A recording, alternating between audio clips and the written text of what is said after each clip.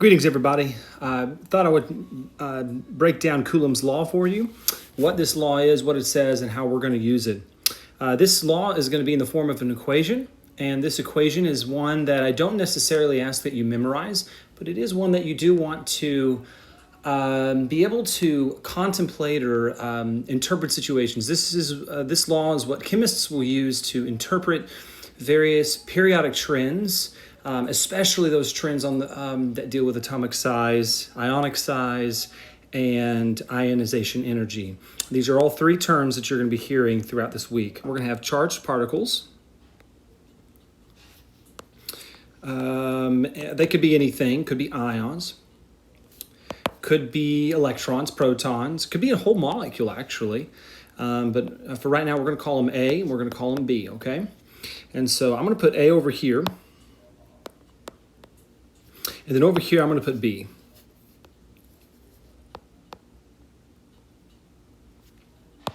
All right, and A and B are going to be separated by some distance. We're going to call that distance, I don't know, let's call it D, okay?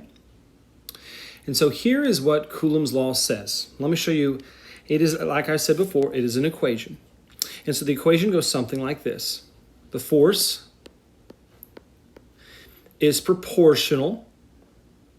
That just means that we're going to have some arbitrary constant times, or I'm sorry, is proportional to the quotient of the product of the magnitude of the charge of A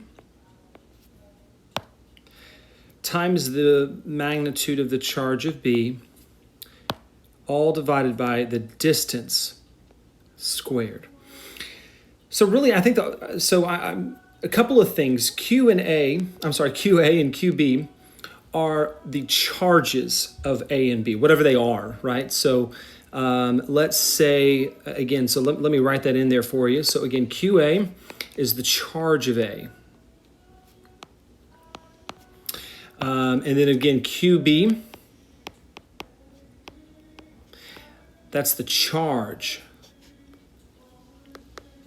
of B, whatever that value that is. And again, I know that plus and minus do have an impact on the product and so forth. Don't get lost. It's just, so whenever we looked at charged particles, we're not going to think of this sign. We're just going to think of the number.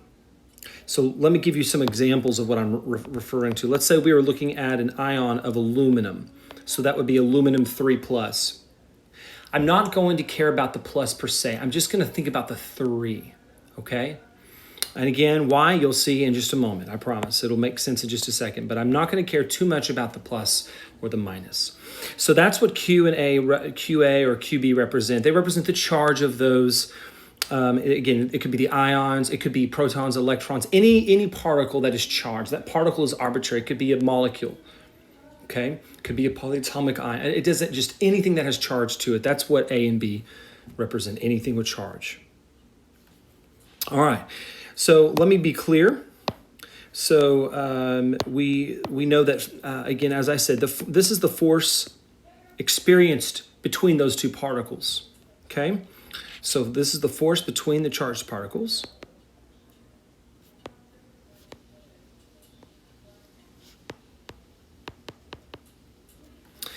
K is just some constant.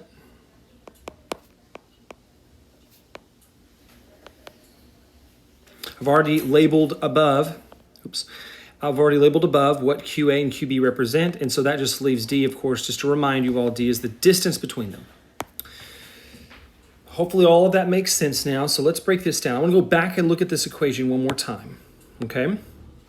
So here's what this equation, and really how we're going to use this. Again, we're never going to plug anything into this equation. We're never going to go and try to figure out what the value of K is or try to just solve for D. We don't do any algebra with this equation. Woohoo!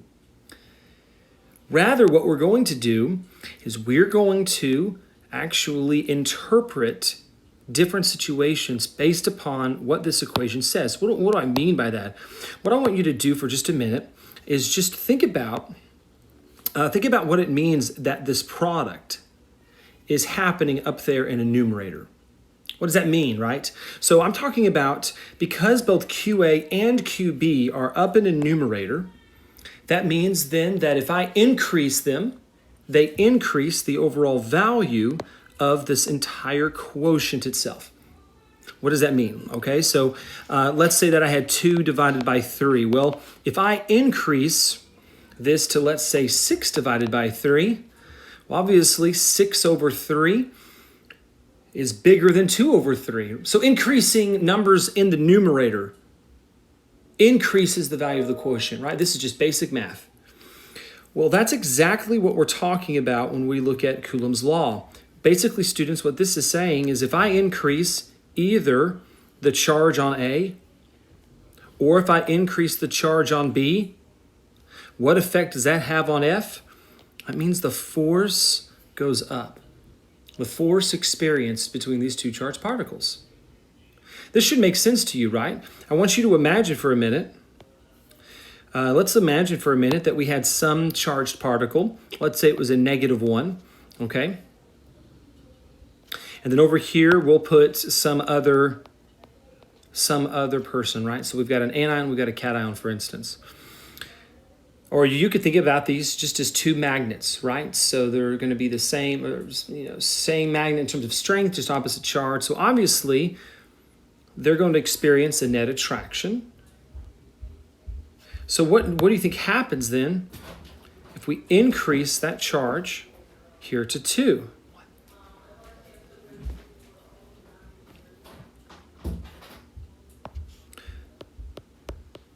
I'll leave our green ion alone. Do you notice that increasing the charge, again, you'll notice I don't care about the negative sign. I'm just talking about, like I said before, when I talk about the charge of A, charge of B, I'm just talking about the number itself. Increasing the charge increases the net attraction. What am I saying? It's like saying I replaced the blue magnet with an even stronger magnet. So obviously the force experienced is going to go up. And again, I don't care if we're talking about attraction as we are in this case or repulsion, it's still true. Okay? So let's take, let's get rid of this now. And that's what I mean. So how exactly are we going to use Coulomb's law? We use it to look at ions. So let's be more specific. Why don't we compare for just a moment this formula here? Let's say a calcium ion being attracted to an iodide. Let's compare that same exact situation to, say, sodium attracted to an iodide. Well, notice, students, that these 2 atoms, again, very, very similar situation. Both, we're going to have a net attraction. But who has a stronger attraction? Who has a stronger ionic bond? It would be calcium to the iodine and not the sodium to the iodide. Why? Because this guy here has a far larger charge than the sodium as we compare it. And that's it. So going way, way back up to here, how exactly do we use Coulomb's law? We just use it to interpret these types of situations. Okay, let me erase all this real quick. So one more person, so one more variable. So there are 2 things that affect Coulomb's law, and this is really the sum of it all. Okay, so the 2 factors, 2 things that affect the force between 2 charged particles. So we've already mentioned one of them is charge. So I'll let you know, why don't we write that up here in summary. So the 2 factors, one of them is now charge of the particles, and we'll just write charge. So what's the second? Well, the second is obviously in the equation, okay? The second is distance. But I want y'all to notice that distance is, well, guess what? Distance is in the denominator. What does that mean that distance is way down there in the denominator? Well, what happens as we begin to increase a value in the denominator? Well, we have 1 over 2. Let's imagine if now we went to 1 over 4, but then maybe let's go to 1 over 10, I don't know, then 1 over 1,000. So what's happening to the overall value here?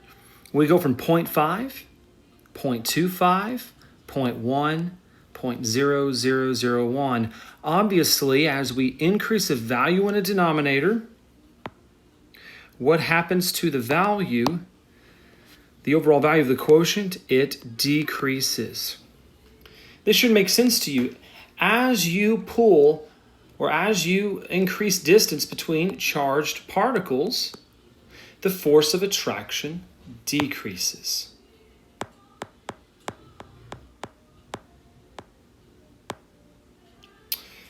I'll just leave that all.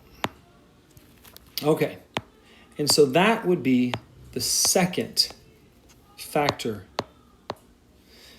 and we'll just say distance. So, in summary, we use Coulomb's law to interpret strengths of bonds, and we're also going to be able to look at atomic size. Notice that atomic size is going to be dictated by where electrons exist in terms of energy shells, as well as the attraction those electrons exist, those most outward electrons, the valence electrons, how strongly attracted they are to the nucleus. So we're going to be looking at both charge and distance and how they both affect or impact trends on the periodic table regarding atomic size. We'll also talk about ionization energy.